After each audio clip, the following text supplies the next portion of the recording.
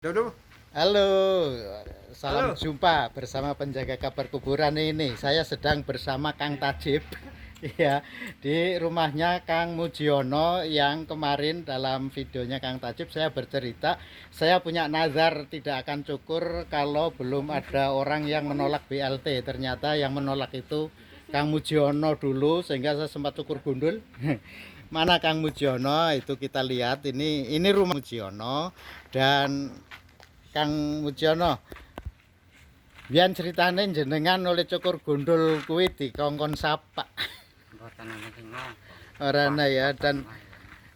jadi saya ini ingin biar dengan Kang Mujiono karena dulu eh, sebagai ketua BPD saya punya nazar tidak akan cukur gundul, tidak akan cukur kalau belum ada orang yang menolak BLT. Ternyata hanya ada satu di desa ini yang ini Kang Mujono tiba-tiba didata oleh petugas tidak mau menerima BLT dampak COVID dulu. Kalau nggak keliru yang sebulannya 300 ya.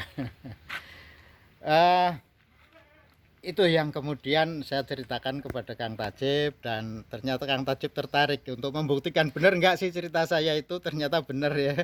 Kang Mujiono itu punya sifat masih bisa cari sendiri sehingga di forum itu pun saya sampaikan kepada Kang Tajib, di forum itu saya katakan hanya Kang Mujiono ini yang bisa memegang prinsip al yadul ulya khairum yadi sufla. Eh, tangan yang di atas lebih mulia dari tangan yang di bawah.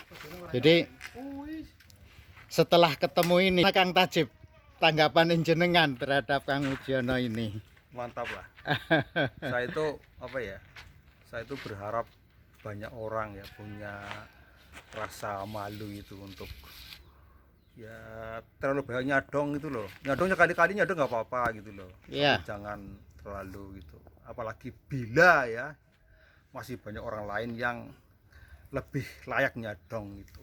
Dan saya yakin ya, mungkin kisah tentang Mas Mujono itu satu orang, tapi di tempat lain saya kira banyak ya orang-orang yang begitu. Nah, kalau orang-orang kayak gitu speak up, ngomong, omong-omong ya, saya kira akan mengilhami banyak orang. Dan dalam jangka panjang saya apa ya mengira kota kita Kebumen itu ya akan mentas dari kota yang miskin itu. Karena miskin kan menurut banyak orang kan bukan hanya soal harta ya, tapi juga soal mental. iya betul. Kalau Dan mentalnya terlalu banyak nyadong, ya kali-kali nyadong nggak apa-apa, satu kali dua kali lah. Tapi kalau terus-terusan kan ya, itu terutama yang jadi orang kaya itu, jangan terlalu banyak ya, nyadong. ya ini jadi memang saya sih sebagai ketua sebenarnya ingin agar eh, praktek baik cerita tentang Kang Mujiono ini bisa bisa mengilhami loh banyak orang.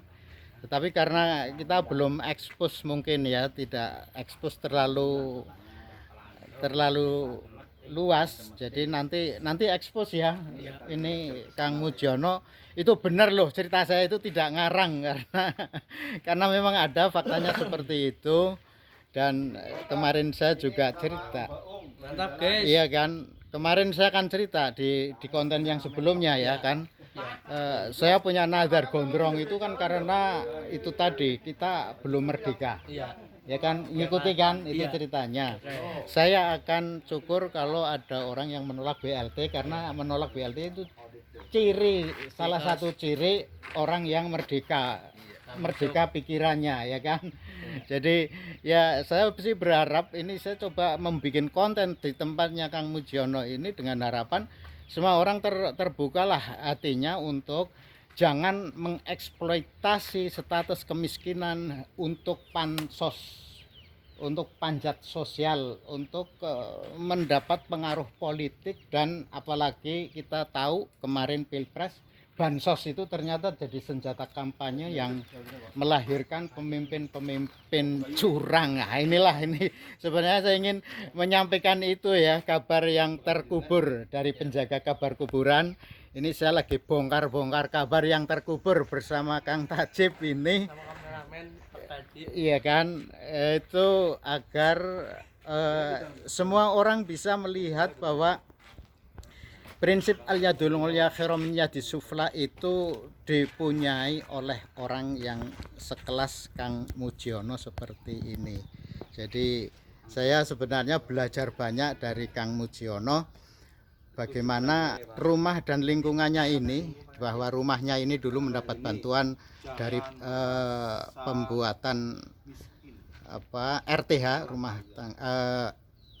rumah layak huni, RTLH rumah tidak layak huni, kemudian dapat bantuan pemerintah. Nah ini Cukup ya, Pak? Cukup. Ampun merasa kaya, cukup. Nggih. Niku saya niku merasa cukup. Soalnya merasa kaya itu enggak cukup. Kan nggih. Kan nggih. Duitnya segurung tapi nek ora cukup ya. Kan nggih, Pak. Filosofi hidup orang harus merasa cukup. Iya. Ya gitu ya Kang Mujiono. Apa anak kayak gitu ya. Iya. Kepengen apa anak gitu maksudnya. Iya. Iya. Anak gitu. Kepengen apa anak aja kan apa aneh gitu. Iya, tapi satu prinsip hidup dari Kang Mujiono itu dalam hidup ini yang penting harus merasa cukup. Dan saya pikir itu kata kunci untuk bagaimana orang harus sabar. Kan itu sabar dan syukur dua sisi mata uang ya. Jadi antara sabar dan syukur itu. Jadi orang yang senantiasa bisa bersyukur, ya inilah profil dari Kang Mujiono ini. Sekian kabar dari penjaga kabar kuburan di tempatnya Kang Mujiono ini bersama Kang Tajib dan kameramennya itu ya. Mudah-mudahan nanti ini bisa didengar oleh banyak orang dan ada pelajaran hidup di bulan Ramadan ini di tempatnya Kang Mujiono. Demikian kabar dari penjaga kabar kuburan.